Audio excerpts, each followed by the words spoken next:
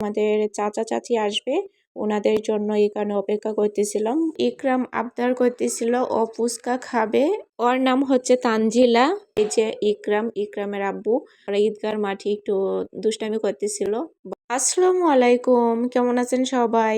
ইকরাম আবদার করতেছিল ও ফুচকা খাবে, ওর জন্য আমরা ফুচকা নিয়েছি। ও অনেক ফুচকাটা পছন্দ করে। আমরা জানি আমরা মেয়েরা ফুচকা পছন্দ করি, এখন দেখি আমার ছেলেও ফুচকাটা পছন্দ করে, ও অনেক পছন্দ করে। আমি ওরে বলতেছিলাম ইকরাম আমাকে একটা দাও, ও আমাকে দিবে না, ও আমাকে টক দিচ্ছে। দেখেন কি একটা অবস্থা।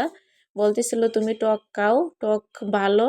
আমি বলতেছিলাম না, তুমি আমাকে একটা ফুচকা দাও, আমি ফুচকা খাবো। আপনাদের ভাইয়া বলতেছিল তোমার যদি খাওয়ার ইচ্ছা হয় তুমি আরেক প্লেট নিয়ে নাও, ইকরামেরটা তুমি খাবে না। আমি বলতেছিলাম প্লিজ আমাকে একটা দাও, আমি একটাই খাবো, বেশি খাবো না। ফুচকা আমার কাছে অনেক ভালো লাগে। কে কে ফুচকা পছন্দ করেন অবশ্যই কমেন্টে জানাবেন।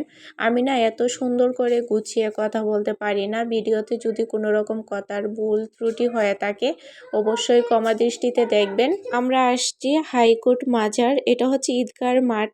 ঈদগার মাঠে একজন ফুচকা বিক্রি করতেছিল, আমরা এখানে আসছি। আমরা যাব মিরপুর। আমরা অপেক্ষা করতেছিলাম আমাদের চাচা চাচি আসবে, ওনাদের জন্য এখানে অপেক্ষা করতেছিলাম। ফোন দিয়ে বলছিল এখানে থাকার জন্য। ওর নাম হচ্ছে তানজিলা। আমি যখন ভিডিও করতেছিলাম ও বলতেছিল আন্টি আমারও একটু ভিডিও করে দেন। আমি বলতেছিলাম এটা কিন্তু আমি তোমার ভিডিওটা আমি ভাইরাল করে দিব।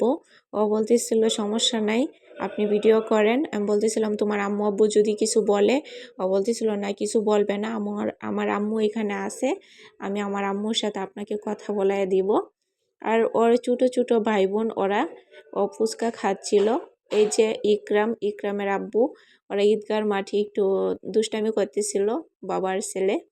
আমার ছেলের জন্য সবাই দোয়া করবেন, আল্লাহ তাআলা যেন নেক হায়াত দান করে, সুস্থ রাখে, ভালো রাখে। বাহিরের সাউন্ড আসতেছে অনেক, কেউ কিছু মনে করবেন না।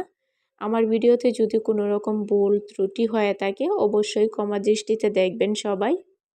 ইকরামকে দেখেন ও কি করে, অনেক দুষ্টামি করে, এখন দিন দিন বড় হচ্ছে আর দুষ্টামি বেড়েই যাচ্ছে ওর। আমার চাচা চাচি চলে আসছে, এখন আমরা যাব মিরপুর।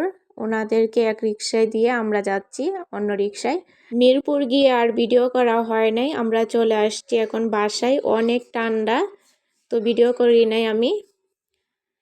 এত ঠান্ডা পড়ছে বলে বোঝানো যাবে না। কার কার অঞ্চলে অনেক ঠান্ডা পড়ছে অবশ্যই কমেন্টে জানাবেন। ঢাকা অনেকটা ঠান্ডা পড়ছে, আমার কাছে অনেক ঠান্ডা লাগে। তো বাসায় এসে আমি টুপি পরলাম। সবাই আজকের মতো ভালো থাকবেন, আমাদের জন্য দোয়া করবেন। আপনাদের জন্য অনেক অনেক দোয়া। আল্লাহ হাফেজ।